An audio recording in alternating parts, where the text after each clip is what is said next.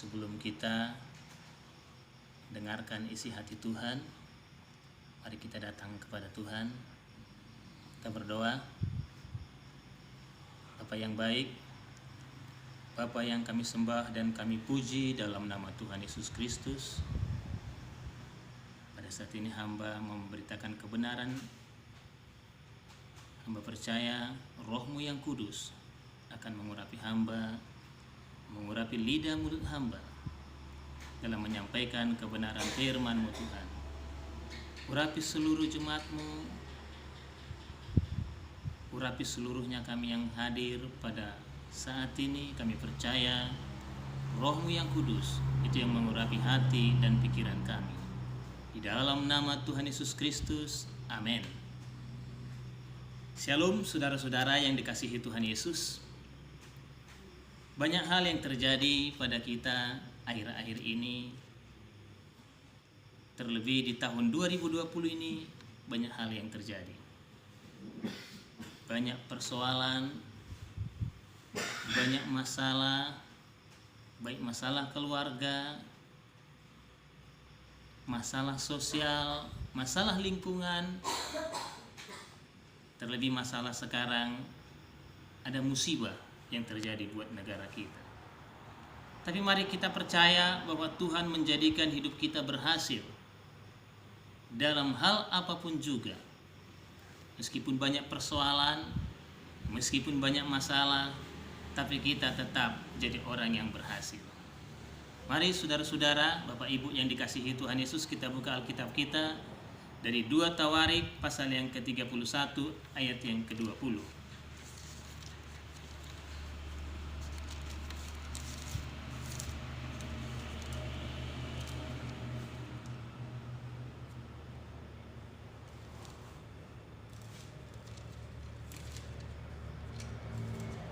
2 Tawarik pasal yang ke-31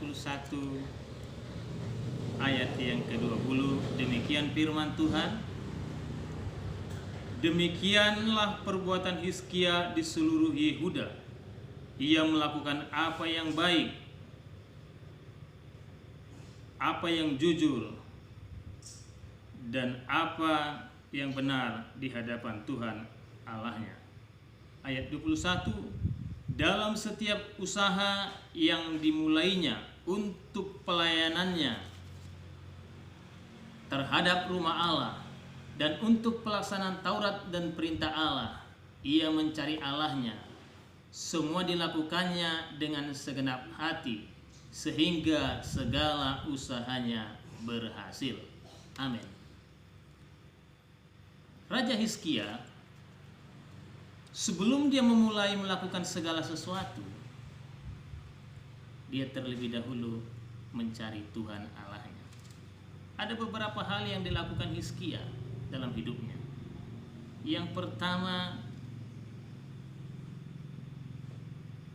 dilakukannya adalah hal-hal yang baik, hal-hal yang jujur, dan hal yang benar di hadapan Tuhan. Jadi saya menggarisbawahi yang pertama dilakukan oleh Hizkia adalah hidup kudus. Jadi apapun yang kita rencanakan, apapun yang kita kerjakan, pertama mari kita jaga diri kita. Kita menguduskan diri kita, minimal berusaha untuk hidup kudus. Seperti yang terjadi sekarang ini, banyak masalah, banyak persoalan, banyak beban, dan pemerintah menyarankan untuk kita menjaga diri kita, berdiam diri di dalam Tuhan, berdiam diri di rumah masing-masing, berdiam diri dimanapun kita berada. Tapi hati dan pikiran kita tetap berusaha untuk memuji, memuliakan Tuhan. Tetap berusaha untuk kudus. Tetap berusaha untuk melakukan yang terbaik. Tetap berusaha untuk melakukan apa yang benar. Pikiran kita berpikir tentang hal yang baik. Pemerintah menyarankan untuk kita melakukan jaga jarak, jaga tubuhmu, jaga keluargamu, lebih banyak berdiam diri, lebih banyak merenungkan apa yang akan kita lakukan dalam hidup ini. Mengurangi kegiatan kita, hal-hal yang tidak positif. Banyak orang zaman dulu di tempat saya, dia selalu melakukan dua hal. Pagi ke kedai tua, malam ke kedai tua. Setiap hari tempatnya di warung. Tapi puji Tuhan, lewat peraturan pemerintah sekarang, lewat saran daripada pemerintah, lewat anjuran pemerintah, kita boleh berdiam diri di rumah. Kita boleh menenangkan diri kita. Tapi kita tetap mendekatkan diri kepada Tuhan. Amin, saudara-saudara. Mari kita belajar mendekatkan diri kepada Tuhan. Mari kita baca Filipi pasal yang keempat ayat yang ke-8 sampai yang ke-9. Demikian firman Tuhan. Filipi pasal yang keempat ayat yang ke-8 sampai yang ke-9. Jadi akhirnya saudara-saudara, semua yang benar, semua yang mulia, semua yang adil, semua yang suci, semua yang manis, semua yang sedap didengar, semua yang disebut kebajikan dan patut dipuji, pikirkanlah semuanya itu. Dan apa yang telah kamu pelajari, dan apa yang telah kamu terima, dan apa yang telah kamu dengar, dan apa yang telah kamu lihat padaku, lakukanlah itu, maka Allah sumber damai sejahtera akan menyertai kamu. Paulus mengatakan kepada jemaat Tuhan yang ada di Filipi untuk melakukan hal-hal yang benar, yang baik. Artinya Paulus mengatakan supaya jemaat Tuhan yang di Filipi melakukan hidup kudus, menjaga dirinya, menyucikan dirinya, mengasingkan dirinya dari dunia. Ya, kalau kita lihat pada saat ini virus corona merajalela, banyak hal hambatan bagi kita, tapi bukan berarti kita jadi terhambat untuk datang sama Tuhan. Semua kita buat jalan terbaik, semua kita buat menjadi jalan yang baik. Gak ada di pikiran kita menyalahkan pemerintah, menyalahkan teman, menyalahkan keluarga, curiga. Tapi kita berpikir hal-hal yang positif. Apa yang akan kita lakukan? Apa yang bisa kita berikan buat negara kita ini? Apa yang bisa kita lakukan buat teman kita? Apa yang bisa kita lakukan buat keluarga kita? Apa yang bisa kita berikan buat pelayanan kita? Apa yang bisa kita berikan untuk diri kita? Dan apa yang bisa kita berikan untuk Tuhan kita yang selalu kita layani? Pikiran yang baik, ini yang paling utama. Kalau kita mau jadi orang yang berhasil, berpikirlah yang positif. Bahwa Tuhan berikan sesuatu, Tuhan luaskan sesuatu, Tuhan biarkan hal-hal itu terjadi. Semuanya itu untuk mendatangkan kebaikan bagi kita, jika kita mau datang sama Tuhan, jika kita mau berpikir yang positif. Saya baca di media sekarang ini cuaca semakin bersih, iklim semakin dingin, semakin sejuk. Kota Jakarta yang dulunya selalu banyak polusi, sekarang sudah menjadi sejuk. Pegunungan Himalaya sekarang sudah bisa terlihat dari dataran India. Berarti hal-hal yang positif Tuhan berikan di balik hal-hal yang kurang baik yang dibuat oleh iblis atau tangan-tangan manusia melalui virus corona, tapi Tuhan menjadikannya menjadi hal yang baik. Sama seperti Yusuf. Ketika saudara-saudaranya punya rencana yang buruk kepadanya, menjual Yusuf menjadi seorang budak. Dan ketika Yusuf di rumah Potifar, tante Potifar juga merencanakan hal yang buruk kepada Yusuf. Bahkan sampai Yusuf di penjara. Tapi ketika Yusuf menjaga dirinya, menjaga kekudusan yang daripada Tuhan, Tuhan berikan hal-hal yang baik kepada dia.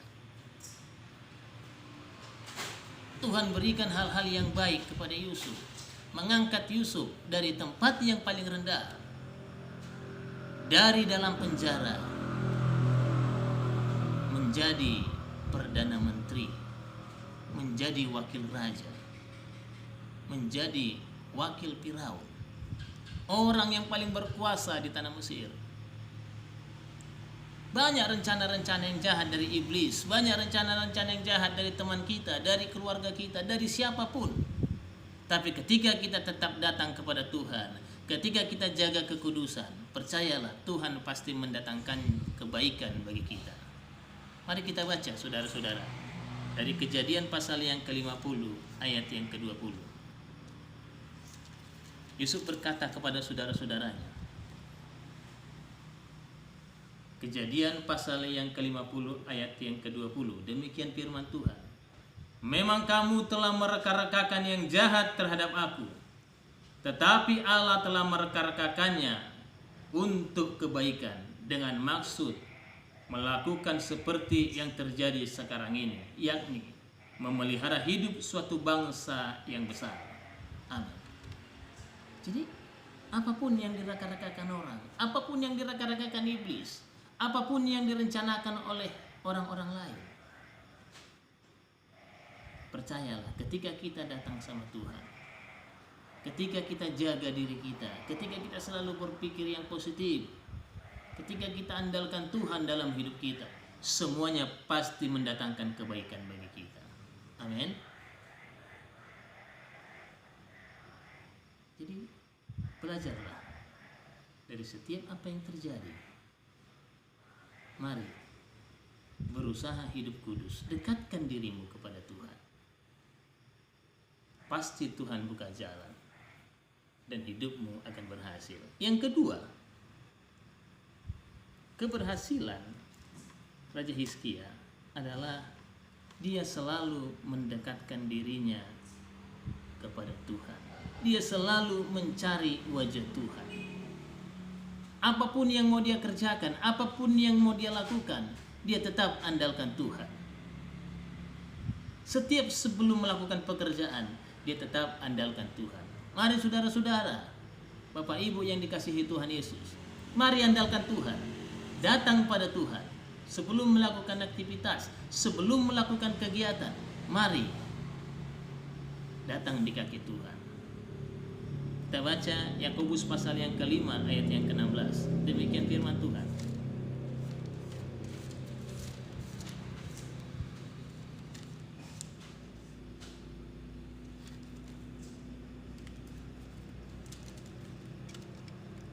Yakobus pasal yang ke-5 ayat yang ke-16.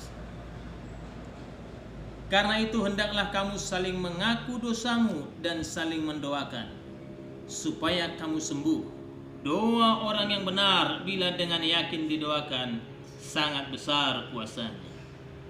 Yakobus mengatakan, hendaklah kamu saling mengaku dosamu. Ketika kita datang kepada Tuhan, kita akui bahwa kita orang lemah, kita tidak mampu, dan kita mengakui segala kesalahan kita, pelanggaran kita, dosa kita. Datang sama Tuhan, mengaku kepada Tuhan, dan juga datang kepada saudara-saudara kita. Jika kita bersalah kepadanya, kita datang sama dia, kita minta maaf kepadanya, kita minta ampun kepadanya, dan saling mendoakan. Mari jemaat Tuhan yang dikasihi Tuhan, dimanapun kita berada pada saat ini, apapun yang kita lakukan pada saat ini. Mungkin kita lagi di karantina, mungkin kita lagi di rumah kita takut keluar karena banyak masalah, ada virus corona yang lagi merajalela. Tapi jangan lupa, tetap kita lakukan satu hal, saling mendoakan. Terlebih buat jemaat Tuhan yang ada di Deli Serdang, GPI El Sadai. Mari kita ikat hati kita, saling mendoakan. Ketika kita saling mendoakan, maka apa yang kita mintakan kepada Tuhan, Tuhan berikan buat kita, buat keluarga kita, buat saudara-saudara kita yang kita doakan. Dikatakan doa orang benar, doa orang yang benar bila dengan yakin didoakan, sangat besar kuasanya. Doa orang yang benar. Kembali tadi, doa orang yang benar artinya doa orang yang hidupnya kudus. Doa orang yang berusaha hidup kudus. Doa orang yang mengakui segala kesalahannya kepada Tuhan. Dan doa orang yang mau berubah. Ketika dia berdoa, sangat besar kuasanya. Ketika Bapak Ibu berdoa buat saudara-saudara kita yang terkena virus corona, Tuhan akan jamah mereka. Tuhan akan tolong mereka. Ketika saudara-saudara berdoa buat para medis yang lagi berjuang menolong saudara-saudara kita yang terkena virus corona, pasti doa kita akan dijawab oleh Tuhan. Tuhan akan melindungi para medis kita. Tuhan akan melindungi bapak-bapak tentara kita yang lagi berjaga-jaga. Tuhan akan melindungi bapak-bapak Polri kita yang lagi berjaga-jaga, mengamankan, menertibkan kehidupan masyarakat di tengah virus corona yang berkecamuk ini, di tengah kegelisahan masyarakat. Mari kita tetap tenang. Kita datang sama Tuhan, kita berdoa sama Tuhan, kita tundukkan kepala kita kepada Tuhan, karena Dialah satu-satunya orang yang dapat menolong kita. Amin. Amin, saudara-saudara. Hanya Yesuslah yang dapat menolong kita. Yang ketiga, melakukan segala sesuatu dengan segenap hati supaya kita berhasil. Yesus telah mati bagi kita, dan Yesus bangkit bagi kita.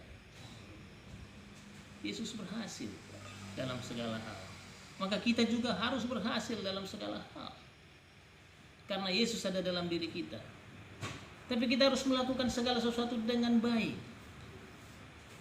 Kita harus melakukan segala sesuatu dengan sungguh-sungguh, dengan segenap hati.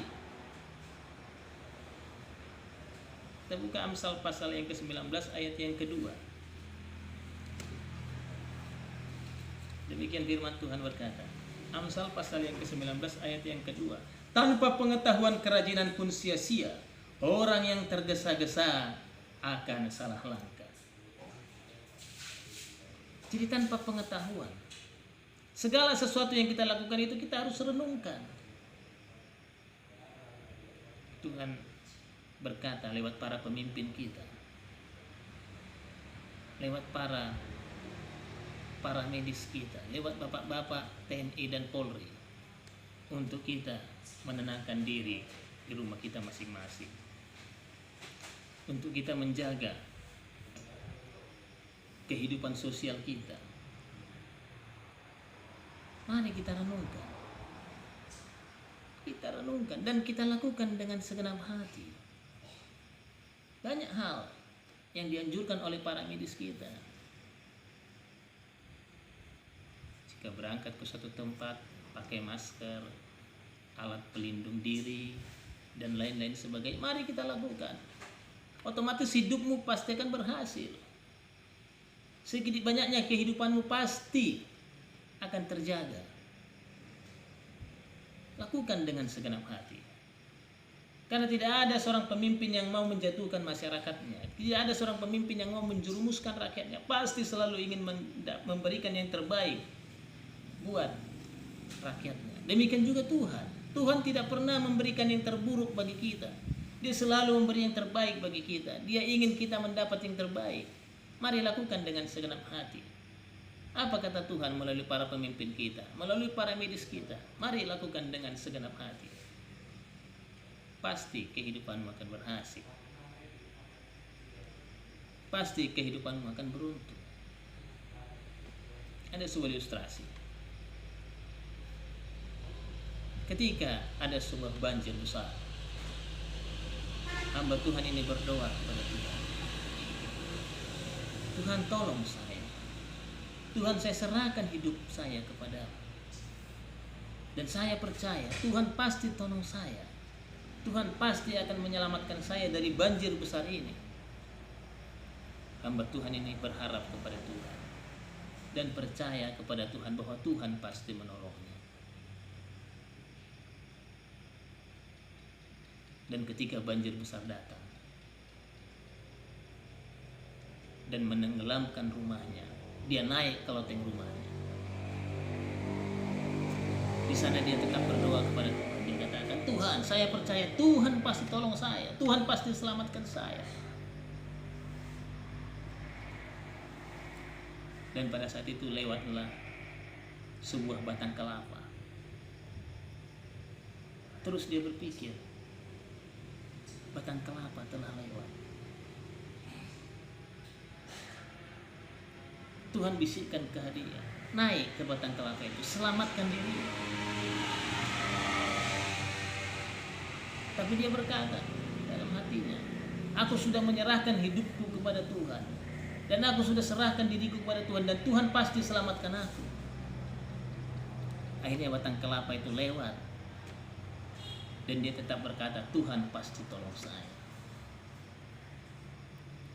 Gak lama kemudian lewat perahu, lewat sampan yang dibawa oleh TNI, Polri sebagai bala bantuan untuk menyelamatkan orang.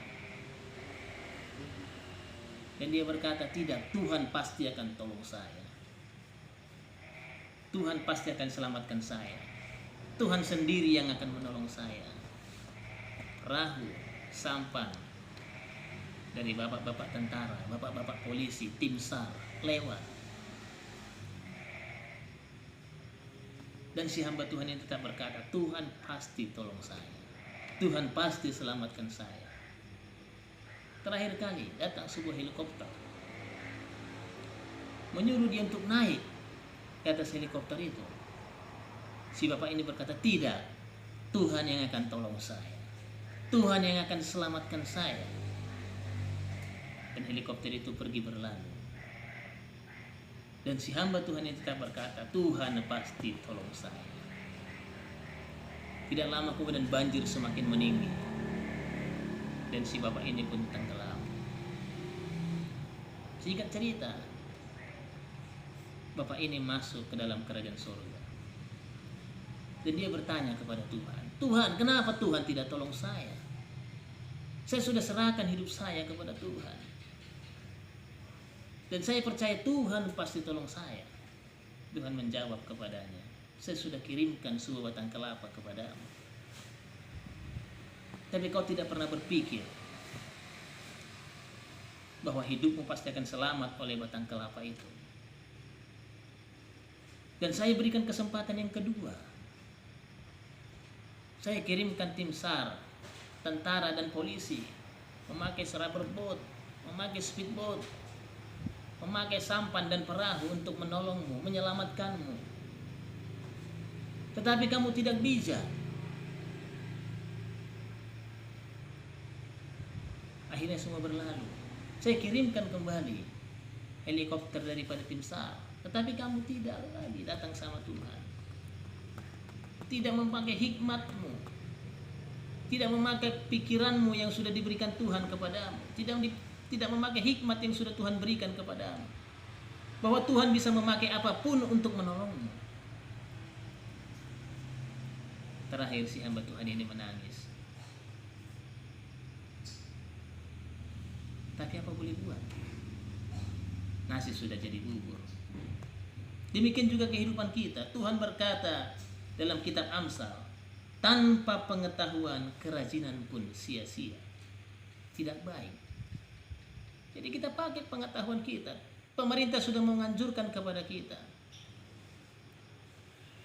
untuk tidak beraktivitas kemanapun kalau tidak penting, tidak keluar dari rumah kalau tidak penting, jaga dirimu, pakai alat perlengkapan diri, pakai masker. Jika sesuatu terjadi kepadamu, jangan salahkan Tuhan, jangan salahkan pemerintah, jangan salahkan para medis. Mari lindungi dirimu, pakai hikmat yang Tuhan berikan kepadamu. Amin. Puji Tuhan. Saya percaya Bapak Ibu saudara-saudara yang kasih Tuhan, Tuhan sudah berikan hikmat kepada kita, Tuhan sudah berikan pengetahuan kepada kita, Tuhan sudah berikan kemenangan kepada kita. Mari kita raih kemenangan itu dengan hikmat yang kita miliki, dengan pengetahuan yang kita miliki. Kita tetap tenang, apapun persoalan, apapun masalah, kita tetap tenang. Mari kita berpikir dengan baik. Dikatakan, orang yang tergesa-gesa akan salah langkah. Orang yang tidak tenang. Petrus mengatakan dalam 1 Petrus pasal yang keempat ayat yang ke-7, dikatakan demikian. Kesudahan segala sesuatu sudah dekat. Karena itu kuasailah dirimu, jadilah tenang supaya kamu dapat berdoa. Kesudahan segala sesuatu sudah dekat. Kuasailah dirimu. Mari kita kuasai diri kita. Kita kuasai pikiran kita. Kita coba renung-renungkan apa yang Tuhan sudah berikan buat kita. Apa yang negara sudah berikan buat kita. Apa yang para medis sudah berikan buat kita. Apa yang bapak-bapak tentara berikan buat kita. Dan bapak-bapak polisi berikan buat kita. Ketika kita renungkan, kita ambil sikap, kita tenang, kita renungkan apa yang akan kita lakukan saat ini, maka saya percaya kehidupan kita pasti akan berhasil, pasti akan beruntung. Ayat yang terakhir, saudara-saudara yang kasih Tuhan Yesus, mari kita buka dalam Roma pasal yang ke-8 ayat yang ke-28.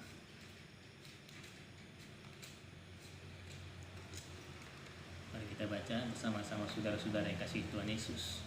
Roma pasal yang ke-8 ayat yang ke-28, demikian firman Tuhan.